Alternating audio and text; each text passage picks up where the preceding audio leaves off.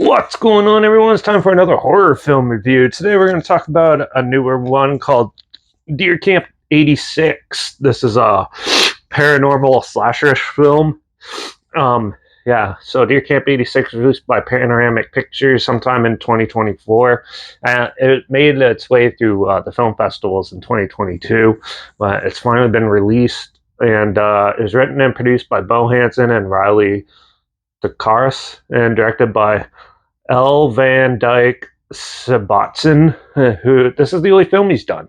So Deer Camp 86 is about a group of Michigan friends from Michigan who go to northern Michigan and to go deer hunting during deer hunting season. And they rented one of them has inherited a camp that's on native land, which he doesn't really know about. And they go and they first stop off at a bar where they meet some racist locals and stuff and get into a fight. And they also meet the bartender there, who's a native woman who was there. And then she ends up getting taken advantage of, RAPE, and killed. And so they go, but they don't really find out about it till they go. Well, they're at the camp. The local sheriff starts looking into it, and then paranormal stuff ensues, seeking revenge on her death. And it's pretty predictable, but you kind of learn who actually did it and how all these characters are involved. It's a pretty clever film. It's actually really pretty well written. It has a lot of good comedy in it, and it definitely has a lot of good slasher themes to it with a little bit of paranormal stuff mixed in there, which kind of hit and miss. But yeah, the cinematography is really good, the music's really good, and overall the acting is not too bad in it as well for an independent film.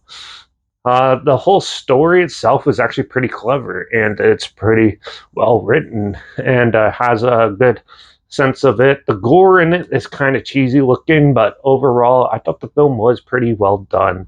It has a lot of good, brutal scenes. Like when you see the deaths, they get you really good, and it looks really good. The twist and stuff is somewhat predictable, but overall the film is actually a fun time and overall a good little hour and a half movie.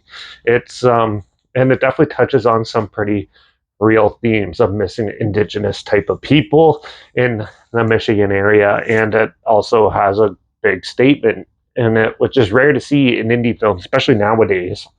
This isn't just like another monster movie, random monster movie or anything like that. This one actually does have quite the interesting narrative. So overall, I thought this film was pretty clever and overall pretty well done for the independent type of film it is. And the acting, like I said, was really good, and overall the casting overall was actually pretty well done.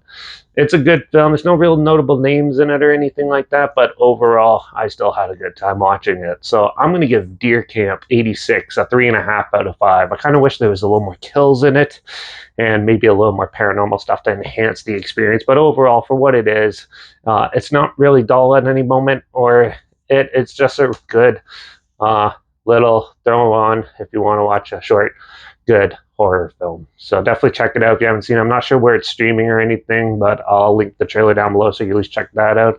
Also, make sure you check out my Instagram. It's linked down below. It's where I post clips of films we review in the future. All my stories, you put the film title in there, some history thing or a fun fact thing in there as well. Also, my Letterbox down below, there for your reviews. That's where I post my first Saturday where I have to watch the films. And my Twitter's down below, reviews_there. So follow me on those platforms. Stay in loop with this channel.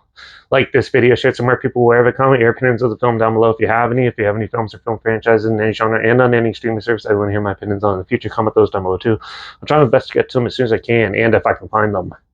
And make sure you subscribe. Hope you find something weird, obscure, and odd they probably never thought checking out together. And also, so hear my opinions on popular films, classic films, and reviews on other things as well.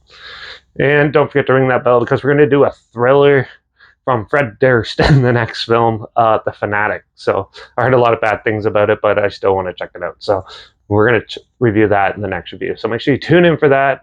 Watch out for all those indigenous ghosts hunting us down. And I guess I'll see you all in the next review. So until then, cheers.